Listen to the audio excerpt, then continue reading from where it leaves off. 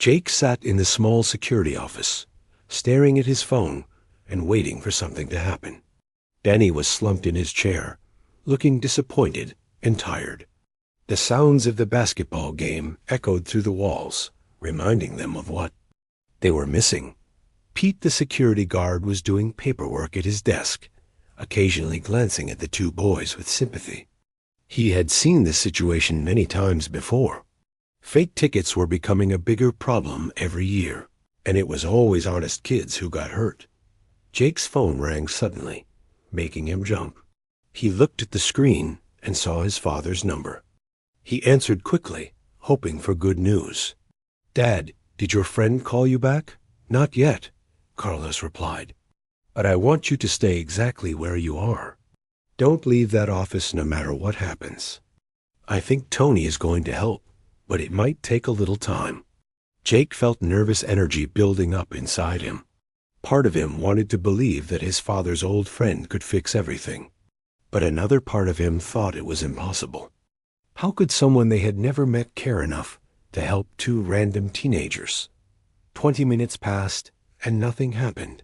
Jake checked his phone constantly, hoping for a call or text message. Danny had fallen asleep in his chair, exhausted from all the stress and disappointment of the evening.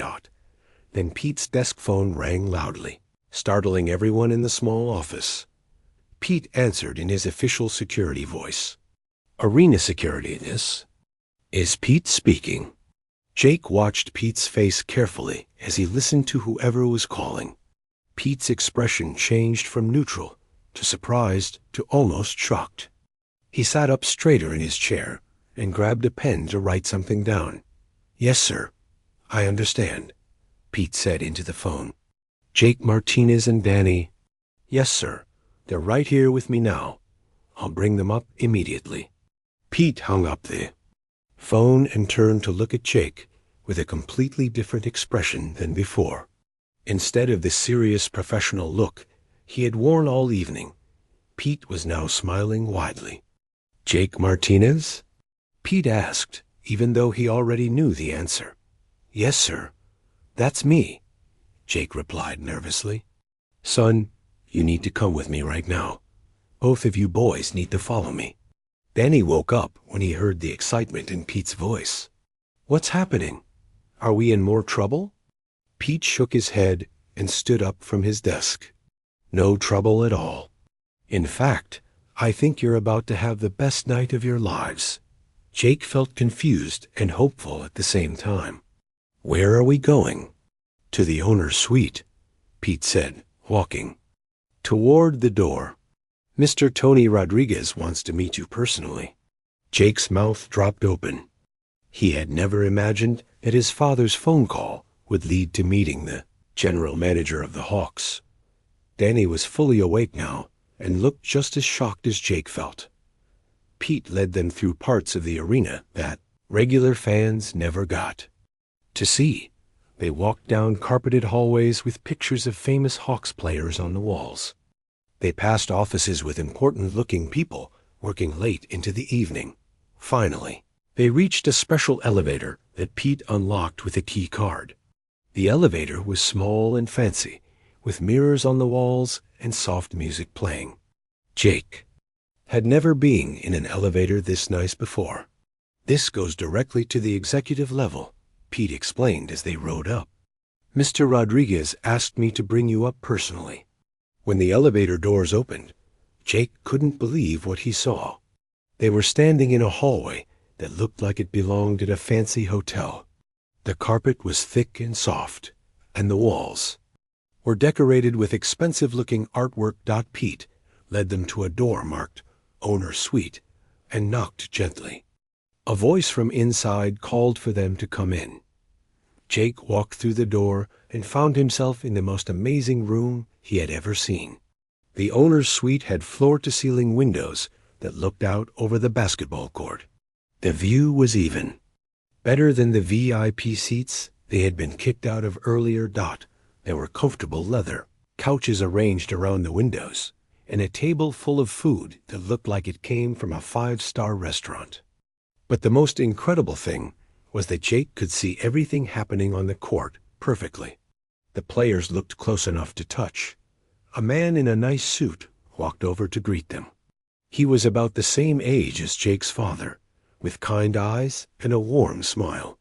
"You must be Jake Martinez," the man said, extending his hand for a handshake. "I'm Tony Rodriguez. Your father and I are old friends." Jake shook Tony's hand, still not quite believing this was really happening. "Mr. Rodriguez, I can't believe. You're helping us. Thank you so much." Tony smiled and put his hand on Jake's shoulder. "Your dad, Carlos, saved my life once when we were kids. He pulled me out of a swimming pool when I couldn't swim well enough to save myself. I never forgot that. When he called tonight and told me his son needed help, there was no question that I would do whatever I could."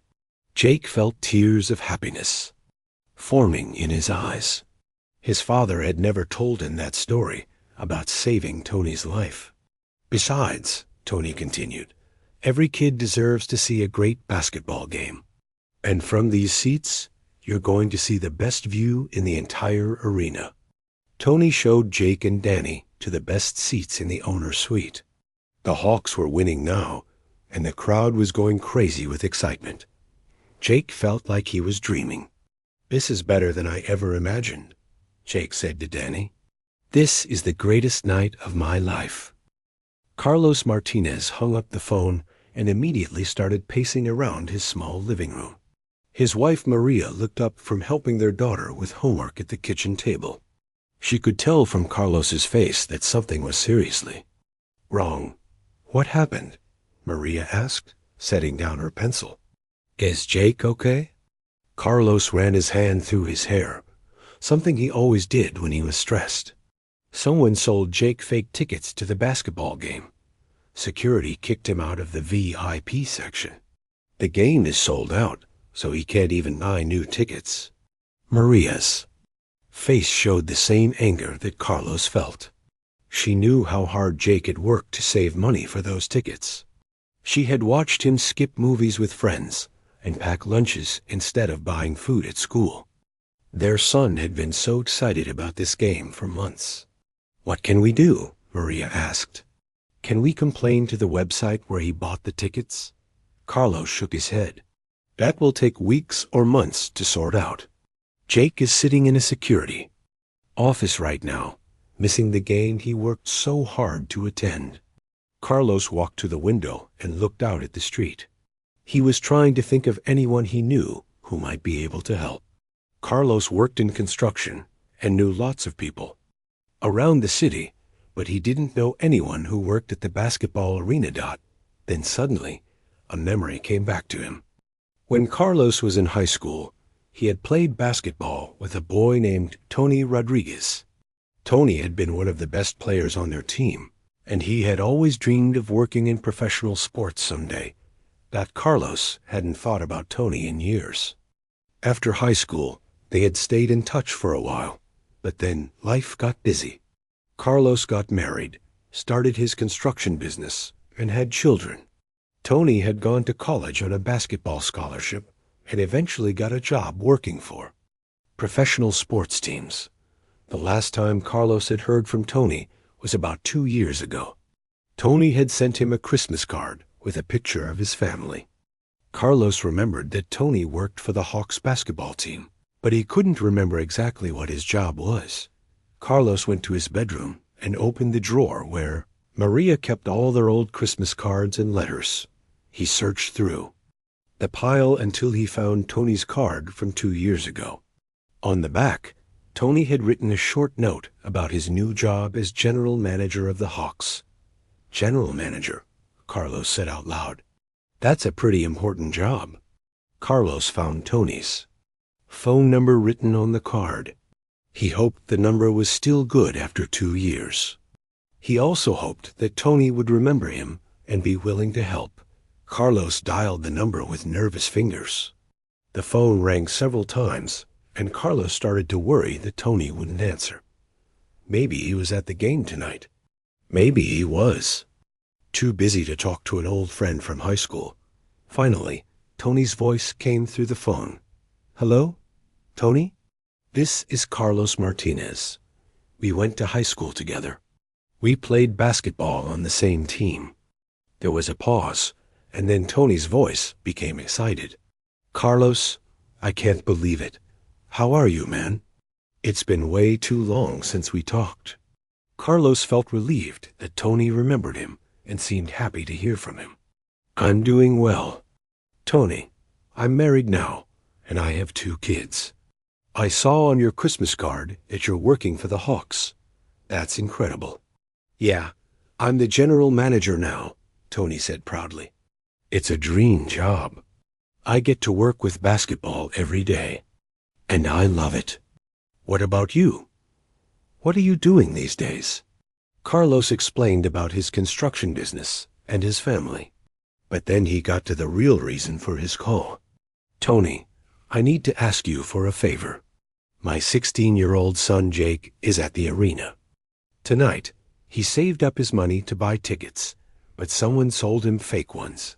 Security kicked him out, and he's heartbroken." Tony's voice became serious. "Oh man, that's terrible. Fake tickets are a huge problem for us. We try to catch them, but dishonest people keep finding new ways to trick fans. Jake is a good kid," Carlos continued. "He worked so hard to afford those tickets. He's been looking forward to this game for months. Is there anything you can do to help him?" Tony was quiet for a moment, thinking. "What's your son's name again?" "Jake Martinez. He's in the security office right now with his friend Danny." "Let me make some calls," Tony said. "I can't promise anything, but I'll see what I can do. Your son doesn't deserve to miss the game because some criminal sold him fake tickets." Carlos felt a wave of relief wash over him. "Tony, I can't thank you enough for even trying. Jake is going to be so grateful." "Don't thank me yet," Tony replied. "But I remember how much basketball meant to us when we were kids. Every kid deserves to see a good game." After Tony hung up, Carlos immediately called Jake back. "Son, I think I might have found someone who can help you." "Really?" Jake's voice was full of hope. "Who?" "An old friend from high school who works for the Hawks. His name is Tony Rodriguez, and he's the general manager of the team. He's going to see what he can do." Jake couldn't believe what he was hearing. His father knew the general manager of the Hawks. "Dad, are you serious? You know someone that important?" Carlos smiled. "Sometimes the people you grow up with end up in surprising places. Tony and I used to shoot baskets together every day after school. Now he runs the whole basketball team. Do you think he can really help us?" Jake asked. "I don't know," Carlos replied honestly. "But Tony is a good person, and he understands how much basketball means to young people. Just wait there and see what happens." Jake felt like everyone in the arena was staring at him as Pete, the security guard, led him and Danny away from the VIP section. His face was burning with embarrassment, and his hands were shaking with anger. All the fancy people and their expensive clothes watched as the 2 teenagers were escorted out like criminals. Danny walked quietly beside Jake, not knowing what to say. He felt bad for his best friend. Danny knew how much Jake had been looking forward to this game, and how hard he had worked to save money for the tickets. Now everything was ruined because someone had sold them fake tickets. Pete led them down a long hallway away from the basketball court. Jake could still hear the crowd cheering in the distance, but the sound was getting quieter with each step. The hallway was plain and boring compared to the fancy VIP section they had just left. The walls were painted white, and the floor was simple concrete. "I'm really sorry about this, boys," Pete said as they walked. "I know this isn't your fault. People sell fake tickets all the time, and honest kids like you get hurt by it." Jake didn't want to hear Pete's sympathy. He was too angry and upset to care about being polite. "This is so unfair," Jake said, his voice cracking with emotion. "I saved up for months to buy those tickets. I worked extra hours at my part-time job. I even skipped buying lunch at school some days to save money. They reached a security office near the main entrance of the arena. Pete opened the door and gestured for Jake and Danny to sit in 2 plastic chairs. The office was small and cramped, with a desk covered in papers and a computer that looked old. There were security monitors on the wall showing different parts of the arena. "What happens now?" Danny asked quietly. "Are we in trouble? Are you going to call the police?" Pete shook his head and sat down behind the desk. "No, you're not in trouble. You didn't do anything wrong. But I can't let you back into the arena without valid tickets. Those are the rules, and I have to follow them." Jake slumped in his chair and put his head in his hands. All his excitement about the game was gone. Instead, he felt embarrassed, angry, and helpless. He had been looking forward to this night for so long, and now it was completely ruined. "Can we buy new tickets?" Jake asked desperately. "I have some money left. Maybe we can get cheap seats somewhere else in the arena." Pete looked at his computer screen and shook his head. "I'm sorry, son. The game is sold out. There are no tickets left to buy." Jake felt tears starting to form in his eyes, but he didn't want to cry in front of the security guard. He was 16 years old, and he didn't want to look like a little kid. But this situation felt hopeless, and he didn't know what to do. Danny tried to make Jake feel better. "It's okay, man. Maybe we can go to a sports bar and watch the game on television. It won't be the same, but we can still see how it ends." But Jake didn't want to watch the game on television. He had dreamed about being at this game in person. He had imagined telling all his friends at school about the experience. Now he would have to tell them about getting kicked out instead. Suddenly, Jake had an idea. He pulled out his cell phone and looked at Pete. "Can I make a phone call? I want to call my dad and tell him what happened." Pete nodded. "Of course. Take your time." Jake dialed his father's number with shaking fingers. Carlos Martinez was probably at home watching television or helping Jake's little sister with her homework. Jake hoped his dad wouldn't be too disappointed in him. The phone rang 3 times before Carlos answered. "Hello, Jake. How's the game going? Are you having a good time?" Jake's voice broke as he started to explain. "Dad, something terrible happened. We got kicked out of our seats. The security guard says our tickets are fake." Carlos immediately became concerned. "What do you mean, fake? You bought those tickets online from a real website, didn't you?" "I thought I did," Jake said, trying not to cry. "But the security guard has some kind of special light, and our tickets don't look right under it. He says someone sold us counterfeit tickets." Jake could hear his father getting angry on the other end of the phone. Carlos had always taught Jake to be careful with money and to work hard for the things he wanted. Hearing that someone had cheated his son made Carlos furious. "Where are you now?" Carlos asked. "Are you safe?" "We're in a security office," Jake replied. "The guard isn't being mean to us or anything. He says we didn't do anything wrong. But we can't go back to watch the game, and there are no more tickets to buy." Carlos was quiet for a moment, thinking about what to do. Jake could hear him moving around the house, probably pacing back and forth like he did when he was trying to solve a problem. "Listen to me, Jake," Carlos said finally. "Don't leave that office. Don't go anywhere. I'm going to make some phone calls and see what I can do to help." Jake felt a little bit of hope for the first time since getting kicked out of the VIP section. His father had always been good at solving problems and fighting for his family. If anyone could fix this situation, it was Carlos Martinez. "What are you going to do, Dad?" Jake asked. "I'm not sure yet," Carlos replied, "but I have some ideas. Give me 20 minutes, and don't leave that security office until you hear from me again." Jake felt better just hearing his father's confident voice. Maybe this night wasn't completely ruined after all. Jake was sitting in his comfortable leather chair, watching the Hawks play their hearts out on the basketball court below. The arena was loud with thousands of people cheering and shouting. Jake had never been this close to a professional basketball game before. He could see the sweat on the players' faces and hear them talking to each other during plays. Danny was next to him, eating from a plate of fancy food that they had gotten from the VIP buffet table. There were shrimp that cost more than their school lunch, little sandwiches cut into perfect triangles, and cookies that melted in their mouths. Jake had never tasted food this good at any basketball game. "This is incredible," Jake said to Danny, taking a sip of his free soda. "I can't believe we got seats this good."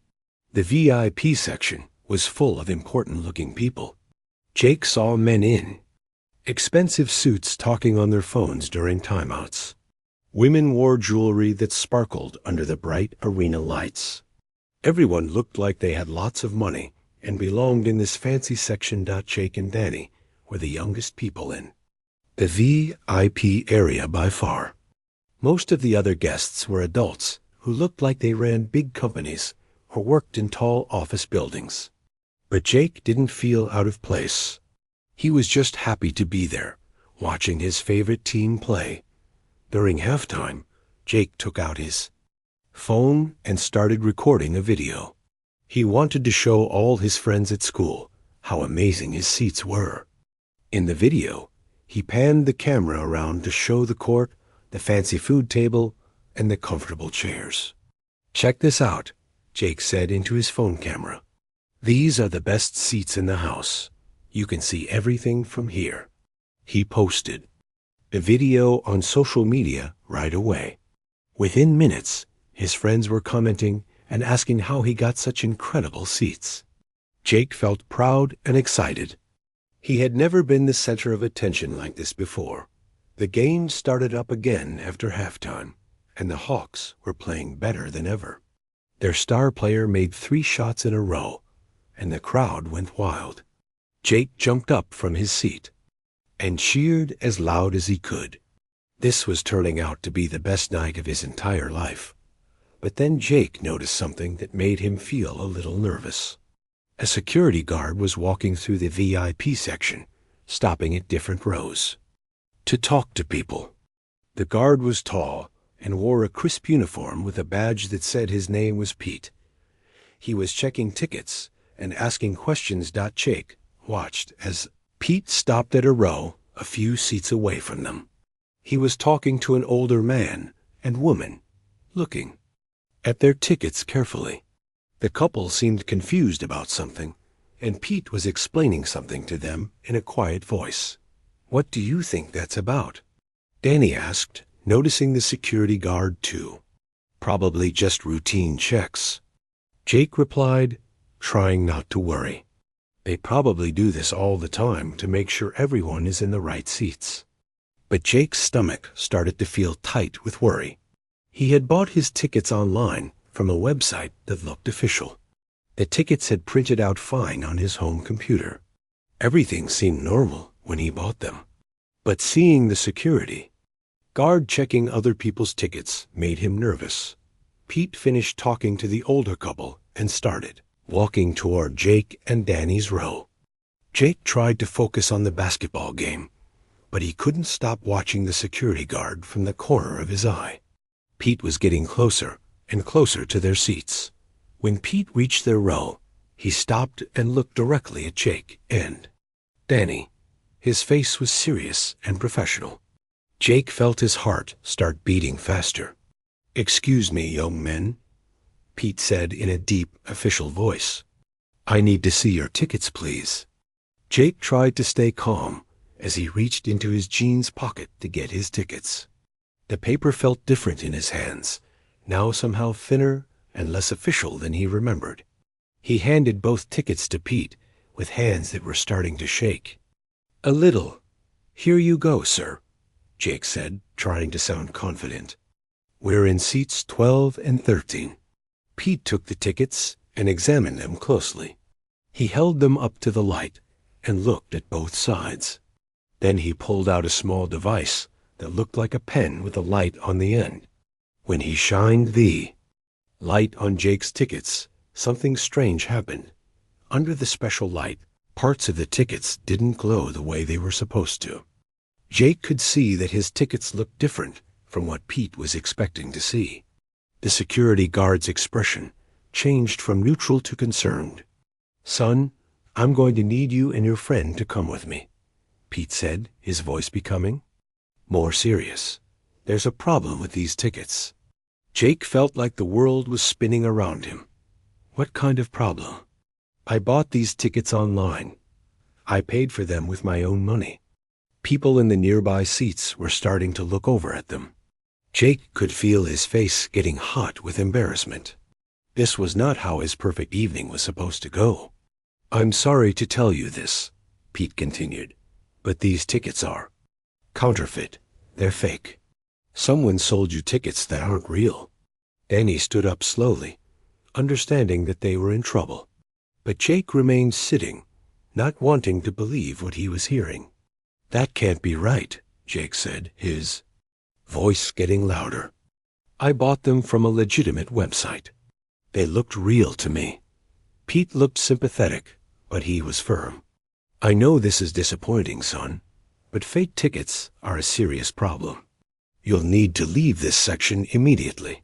Jake looked around at all the people watching them. He felt humiliated and angry. This was supposed to be the greatest night of his life, and now it was turning into a disaster. Jake was having the best time of his life. He and Danny had just finished eating some amazing chicken wings from the VIP food table. The wings were covered in a spicy sauce that made Jake's mouth burn in the best way possible. Danny had grabbed a handful of expensive cookies that tasted better than anything they had ever eaten at home. The basketball game was getting exciting. The Hawks were down by 3 points, but their best player had just made an incredible shot from halfway across the court. The crowd was going crazy, and Jake felt like he was part of something special. He took out his phone and recorded a video of himself and Danny cheering in their fancy leather seats. "This is unbelievable," Jake said to Danny while filming. "Look at these seats. Look at this view. I can see every single move the players make." Danny was busy taking pictures of the food table. "My mom is never going to believe this," he said, holding up a fancy chocolate that probably cost more than their lunch money for a week. "These rich people really know how to live." Jake posted the video on his social media right away. Within minutes, his friends from school were commenting and asking how he got such amazing seats. Jake felt proud and a little bit famous. He had never experienced anything like this before. The VIP section was full of people wearing expensive clothes.